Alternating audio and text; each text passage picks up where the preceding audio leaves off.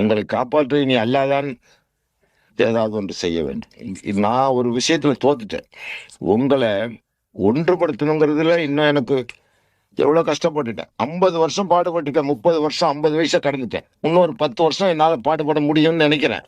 அதுக்கு மேல போங்கடா நாய்களான்னு தூக்கி போட்டு மாரே தக்பீர் அல்லாஹ்வுக்குன்னு கத்திட்டு எங்காவது நியூசிலாந்துல போய் செட்டில் ஆகலாம்னு இருக்கிறேன். அவ்வளவு விரக்தி, வெறுப்பு, சோர்வு, அயர்வு அவ்வளவு பண்ணிட்டீங்க. இன்னைக்கு உங்களை திருத்த முடியல. எப்படி திருத்த முடியலன்னா நீ என்ன எருமமாடா? இல்ல, உணர்வுள்ளவன், மற்றவர்களை விட ஒன்றுபட வாய்ப்புள்ளவர்கள்.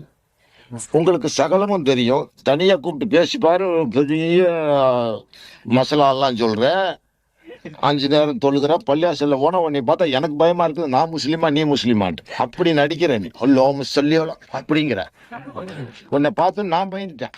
இவன் பெரிய முஸ்லீமோ? உங்களுடைய ஜீவாதார உரிமைகளை நீங்களே காத்துக் கொள்ளுங்கள். அதற்கு முன்னால் உங்கள் ஈமான் என்றால் என்னவென்று நீங்கள் தெளிவாக தெரிந்து கொள்ளுங்கள். உனக்கு ஈமான் எது? ஒரு தாடி, ஒரு தொப்பி, ஒரு கையில ஒரு கர்ச்சீப்பு, கையில ஒரு வாட்ச், நேரத்துக்கு போன உடனே பள்ளியாசல்ல டம்மு டம்முன்னு விழுந்து எந்திரிச்சு வந்துடுற. இதுதான் உன்னோட ஈமான். ஈமானை பரிபூர்ணமாக இயக்கிய மக்களா நீங்கள்? ஈமான் என்றால் என்ன? அந்த ஷரத்துக்கள் என்ன? அதனுடைய தெளிவாடுகள் என்ன? மலக்குகளை நம்புவது, மறுமையை நம்புவது, நபிமார்களை நம்புவது, வேதங்களை நம்புவது, ஏதாவது ஒன்றை நீங்கள் நம்பிய மக்களா? மறுமையின் மீது உண்மையாலுமே பயமுள்ள மக்களா நீங்கள்? மறுமைக்கு பயந்த மக்களா நீங்கள்? மறுமைக்கு பயம் இருந்திருந்தால், மறுமையின் நினைவு இருந்திருந்தால், மறுமையை பரிபூர்ணமாக ஏற்று நடக்கூடியவர்களாக இருந்திருந்தால் நீங்கள் கோழைகளாக இருந்திருக்க மாட்டீர்கள். ஒரு கோழை, ஒரு ஊதாரி, ஒரு உலோபி சொர்க்கம் போக மாட்டான் சகோதரனை.